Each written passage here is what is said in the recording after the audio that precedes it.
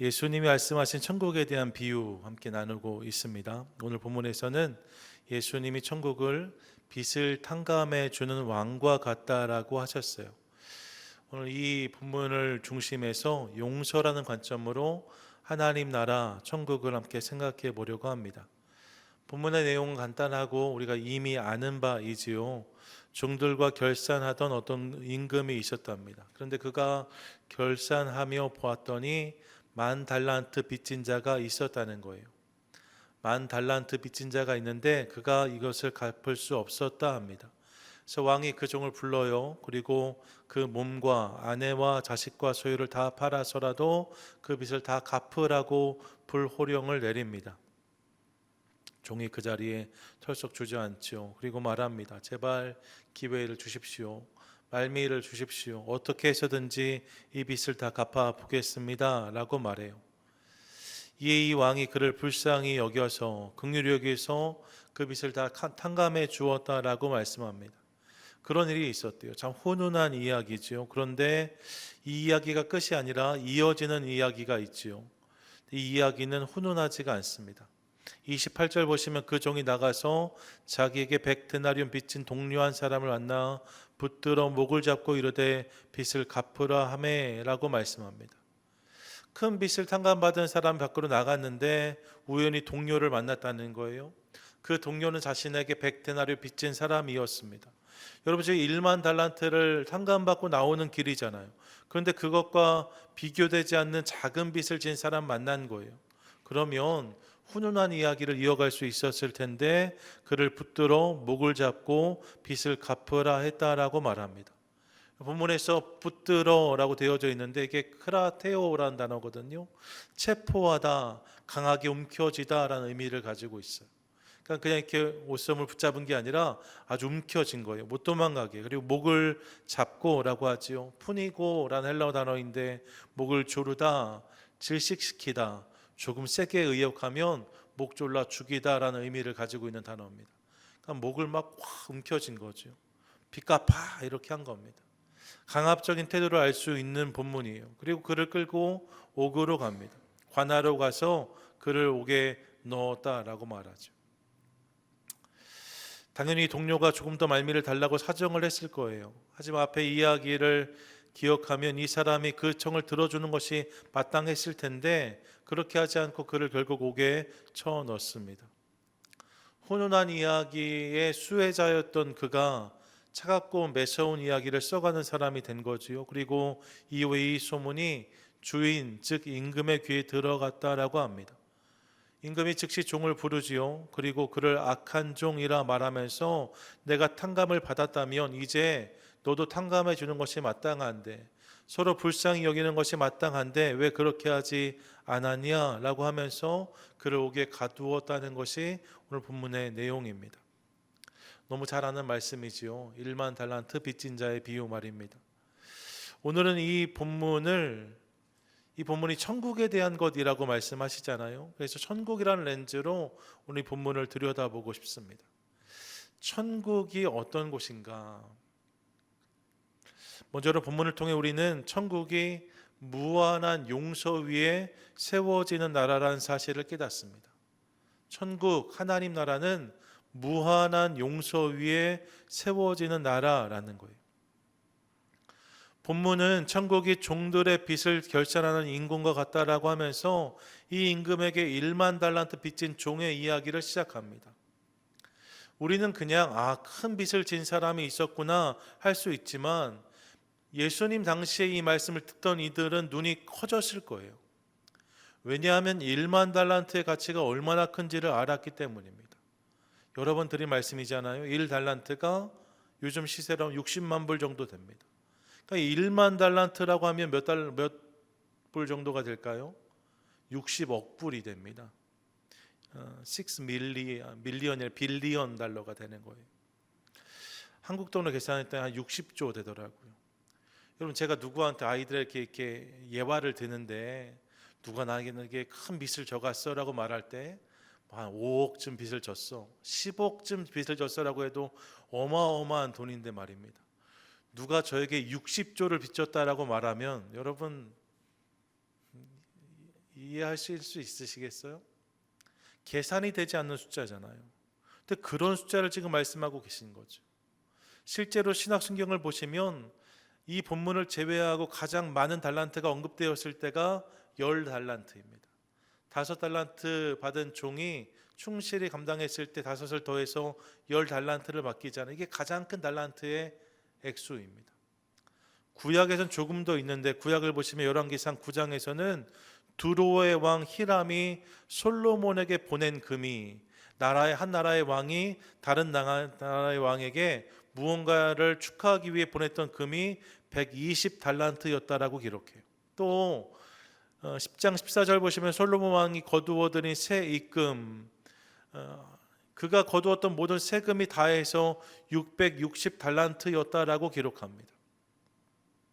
그러니까 한 나라가 다룰 수 있는 달란트가 이 정도 수준이에요. 그러면 10,000달란트는 여러분 상상이 되지 않는 액수입니다. 도저히 갚을 수 없는 빚입니다. 스스로는 이 빚을 해결할 길이 없어요. 여러분, 네 몸을 팔고 아내, 자식, 재산 다 팔아 갚으라라고 말하지만 사실 그거 다 팔아도 도저히 갚을 수 없는 빚이 10,000달란트의 빚입니다. 그런 빚을 진 사람이 있었다는 거예요. 어떻게 이 빚을 감당할 수가 있습니까? 방법이 없잖아요. 그런데 이 빚이 임금에 의해서 탕감되었다라고 말씀하는 거죠. 임금의 긍휼과 사랑으로 임금이 불쌍히 여김을 통해서 용서를 경험하게 되었다라고 말씀하고 있는 거예요. 이것이 천국이다라고 말합니다. 천국이 이와 같다라고 말씀하는 거죠. 여러분, 이것이 바로 천국에서 경험하는 하나님의 용서인 것을 깨닫습니다. 생각해 보면 천국은 하나님의 용서 위에 세워지는 나라입니다. 그분의 용서가 아니면 우리에게 천국은 불가능한 것입니다. 평생을 살면서 수많은 셀 수 없는 죄를 짓는 것이 우리잖아요. 그런 우리가 영원한 생명에 참여한다고요? 찬란한 영광에 들어간다고요? 그런 하나님 나라에 영원히 살아간다고요? 사실 여러분, 말이 되지 않는 이야기입니다. 우리와 천국은 어울리지 않아요. 그런데 놀라운 이야기가 주어지는 거죠. 그 이야기가 십자가를 통해서 이 땅에 임하였고, 십자가를 통해서 용서받은 자들이, 예수 그리스도의 놀라운 헌신과 하나님 사랑을 통해서 용서받은 자들이 이제 그 나라의 주인공으로 살아갈 수 있다라고 말씀하고 있는 거예요.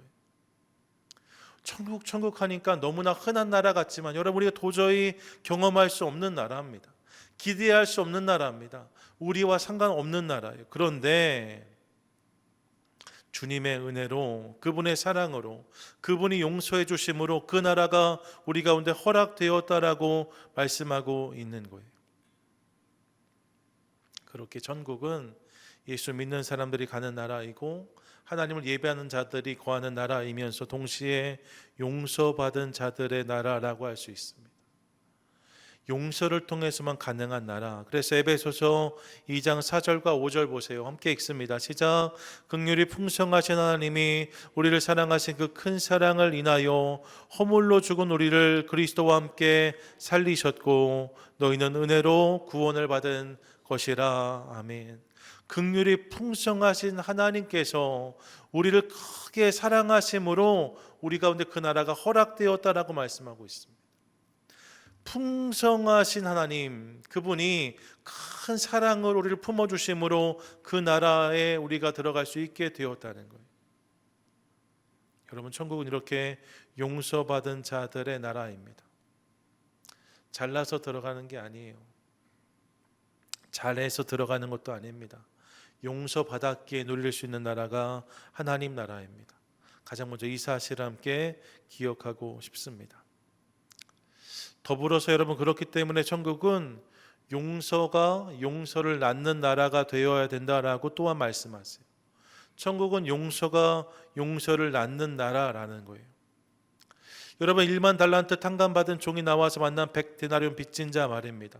근데 성경을 보시면 오늘 개역개정은 그 종이 나가서 자기에게 100데나리온 빚진 동료 한 사람을 만났다라고 기록하고 있어요. 개역 한글을 보시면 제게 100데나리온 빚진 동관을 하나 만났다라고 기록하고 있습니다. 오늘 성경이 동료, 이전 성경은 동관이라고 이 단어를 번역했는데 이 단어의 원어가 뭘까 궁금해 찾아봤어요. 찾아봤더니 쉰 둘로스라고 되어져 있는데 둘로스가 뭐예요?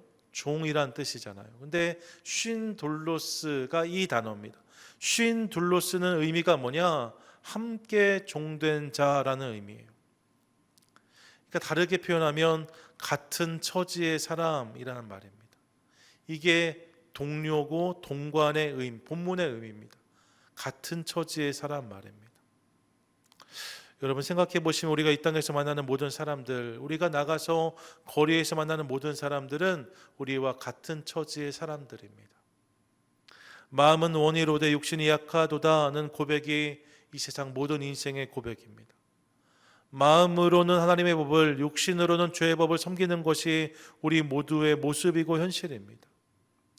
조금 더하고 조금 덜한 사람이 있을 뿐입니다. 조금 낫고 조금 못한 인생이 있을 뿐이지 우리 모두는 다 동일한 거예요. 같은 처지의 사람들, 우리가 만나는 모든 사람이 그와 같습니다. 근데 그런 우리를 하나님이 용서하신 거죠. 그렇게 여러분 이제 우리도 서로 용서하는 것이 마땅하다고 예수님 말씀하세요.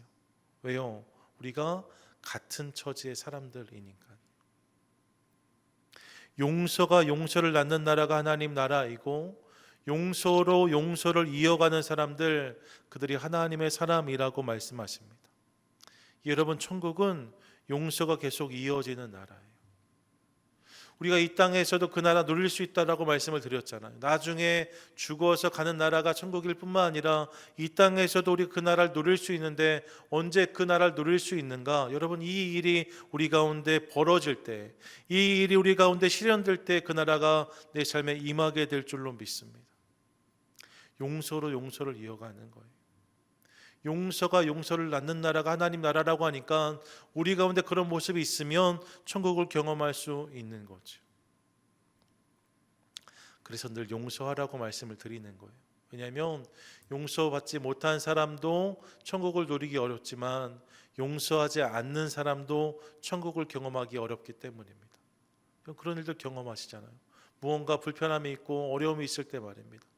용서받지 못한 사람도 새삼 어렵지만 용서하지 않은 사람도 새삼 불편한 것 경험합니다. 용서해야 자유가 임하는 거예요. 넬슨 만델라 대통령을 다 기억하실 것입니다. 그는 남아공의 인종차별 정책을 반대하면서 27년간 투옥되었어요. 하지만 1990년에 석방되었고 1994년 치러진 선거를 통해 남아공 최초의 흑인 대통령으로 선출되었습니다. 당시 많은 이들이 환호했지만 일각에서는 걱정하는 이들이 있었어요.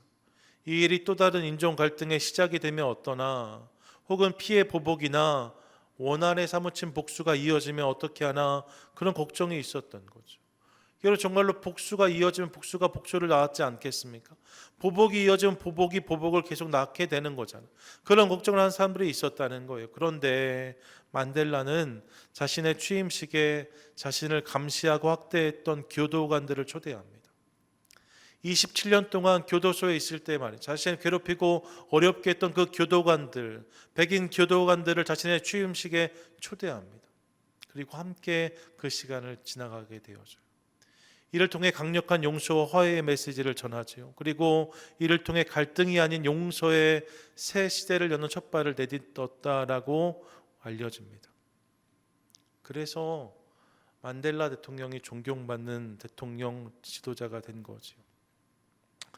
여러분 용서가 용서를 낳고 다시 그 용서가 또 다른 용서를 낳는 나라, 그 나라가 하나님 나라랍니다. 그런 모습, 그런 일들이 이어질 때 거기에 하나님 나라가 임한다라고 말씀하고 있어요. 그러므로 사랑하는 여러분, 이 사실을 기억하며 우리 삶에도 용서가 용서를 낳을 수 있도록 우리 마음과 생각, 우리 삶을 내어드리는 저와 여러분 우리 모두가 되시기를 축복합니다. 아멘. 용서가 용서로 이어지는 그런 일들을 기대해 봅니다. 끝으로 본문을 통해서 우리 깨닫는 것이 있죠. 그것은 천국은 용서받음을 누리는 자들의 나라인 것을 확인합니다. 천국은 용서받음을 누리는 자의 것이라는 거예요. 자, 여러분 보세요. 1만 달란트 탕감받고 나와서 100데나리온 빚진 자를 옥에 가둔 사람의 이야기 말입니다. 무엇이 문제였을까? 우리는 이 본문을 대하면서 그가 보다 너그럽지 못했던 이유로 그 앞부분을 주목합니다. 1만 달란트를 탕감받았는데 어찌 100데나리온을 용서하지 못했을까? 이 생각을 하는 거죠. 성경이 예수님이 이것을 의도하고 계세요. 그가 100데나리온 빚진 자를 용서하지 못했던 이유에 대해서 성경은 그가 천성이 나빠서라고 말하지 않습니다. 노력과 의지가 부족했기 때문이라고 말하지 않아요. 지독한 구두쇠라서, 돈이 아까워서 이렇게 설명하지 않습니다.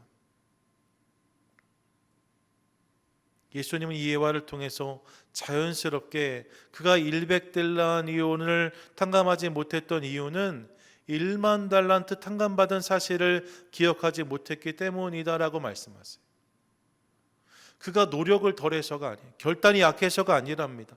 1만 달란트를 탕감받은 사실, 그 감동과 기쁨을 잃어버림으로 다른 사람을 품지 못했다라고 말씀하고 있는 거죠.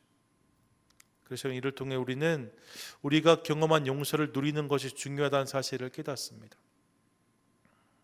예, 여러분, 오늘 성경 우리 가운데 용서의 조건으로 더 많은 노력을 요구하지 않습니다. 더 많은 인내를 요구하지 않습니다.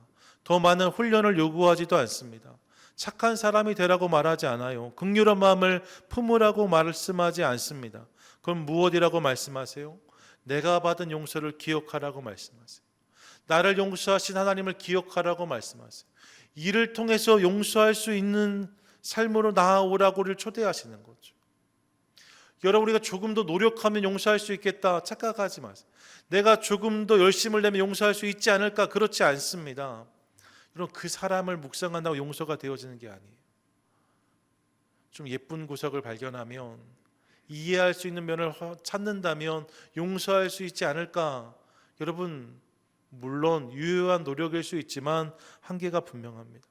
그 사람을 묵상할 때 용서할 수 있는 것이 아니고 언제 용서할 수 있어요? 하나님을 바라볼 때 용서할 수 있다는 거예요. 성도의 용서는 노력의 결과가 아니라 은혜의 반응이다라고 말씀하고 있는 거죠. 내가 경험한 용서를 잊지 않는 것이 용서하는 삶의 열쇠랍니다.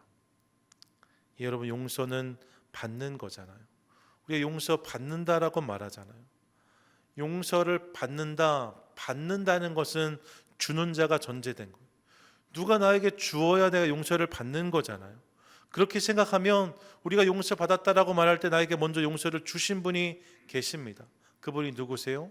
그분이 하나님이신 거예요. 그분이 예수 그리스도이신 거예요. 그분이 나를 용서하신 거죠. 나에게 용서를 주셨어요. 용서해 주셨어요.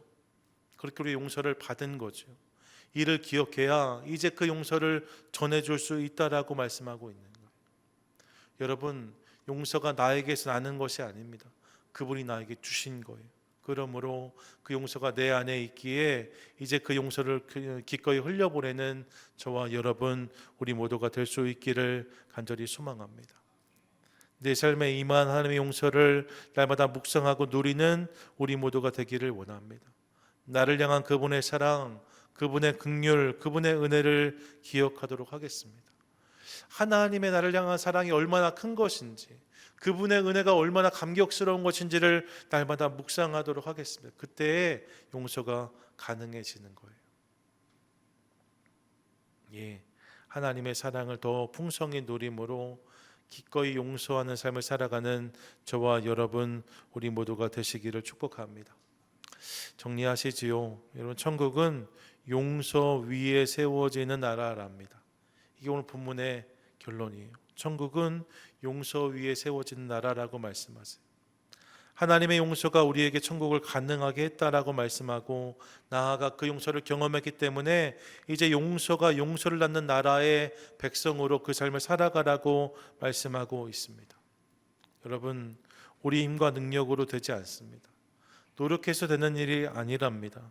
하나님의 사랑과 용서를 기억하고 경험할 때 용서는 내 삶에서 되어지는 것이라고 말씀하세요. 그러므로 이를 기억하며 오늘 이 밤 내가 경험한 1만 달란트 탕감 받은 감격과 은혜를 누리는 저와 여러분 우리 모두가 될 수 있기를 소망합니다. 내가 얼마나 큰 은혜 가운데 있는지, 내가 얼마나 큰 사랑 가운데 서 있는지를 함께 기억하겠습니다. 그 사랑을 누림으로 사랑하는 여러분 용서가 되어지는 인생을 살아가는 저와 여러분 되시기를 축복합니다. 우리 삶 가운데 아직도 놓지 못하는 것들이 있을 수 있습니다. 용서하기 어려운 것들이 있을 수 있습니다. 지나간 줄 알았는데 생각하면 이렇게 마음 한 곳이 서늘해지는 그런 부분이 있을 수 있거든요. 여러분 그거 놓으셔야 자유할 수 있어요. 그것을 풀어내야 하나님이 새로운 스테이지로 잘 옮겨주시거든요. 언제 그 일을 할 수 있는가?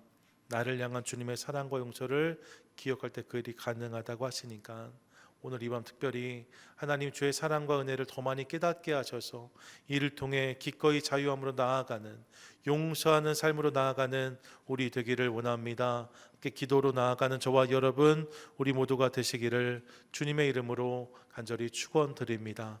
아멘.